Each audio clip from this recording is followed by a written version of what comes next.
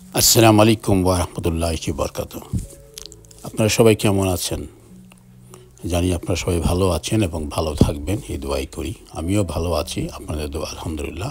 শুভ সকাল সবাইকে। আজকে আবার চলে আসলাম কিছু লাল শাক বাগান থেকে নিব। ফ্রেশ খাওয়ার ইচ্ছে হলো আজকে, তাই চলে আসলাম।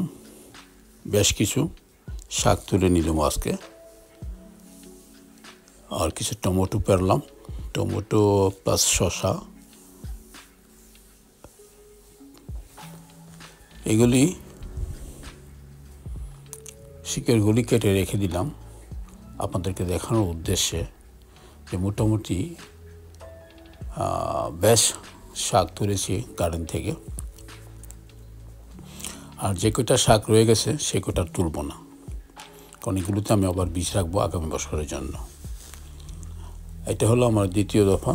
আরও এক দফা খেয়েছিলাম, এবার তেমন বেশি হয় নাই। তো আশ্চর্য বিষয় হলো এটা, যেখানে আমি মানে লাল শাকের বীজই বুনছিলাম সেখানে লাল শাক আসে নাই, ঠিক আছে। যেখানে ধন্যপাতা লাগিয়েছিলাম সেখানে ধন্যপাতাও আসে নাই, কিন্তু গাছ থেকে যেগুলি বাতাসে ছিটে ছুটে বিভিন্ন জায়গায় পড়ছে সেখান থেকে গাছগুলো হয়েছে। আপনারা হয়তো দেখেছেন টাইলসের মাঝখানে যে আপনার হালকা যে মাটি থাকে সেখানে এই গাছগুলো হয়েছে, এবং বাগানের চতুর্পাশে মানে সব জায়গাতেই মানে বিচিগুলো ছড়িয়ে গেল বাতাসে। আর এখানে সব জায়গায় ছড়িয়ে ছড়িয়ে লাল শাক হয়েছিল, অনেক হয়েছিল। সেগুলি মানে এবছর অন্য তুলনায় কম হয়েছে, কারণ এর আগে তো মাটির ছিল, প্রচুর হয়েছিল এর আগে অনেক। আমি নিজেও খেয়েছি এবং আশপাশে অনেকের আমি দিয়েছিলাম। এই বছর আমি অন্যদেরকে দিতে পারিনি, কারণ শুধু যে কয়টা হয়েছে মানে প্রচুর পরিমাণ হয়েছে, কিন্তু শুধু এইগুলো এখানেই হয়েছে। এত বেশি হয় না যে সবাইকে মানে বিলাতে পারবো আর কি। মোটামুটি যতটুকু হয়েছে মোটামুটি বেশ ভালোই হয়েছে, খারাপ না। এখনও প্রচুর রেখেছি, বিভিন্ন জায়গায় বড় বড় হয়ে গেছে, সেগুলো রেখে দিলাম, কারণ এখানের বীজগুলো পরে যদি আবার আগামী বছর হয় আর কি, সে আশা। এমনও তো আমি লাগাবোই ইনশাল্লাহ।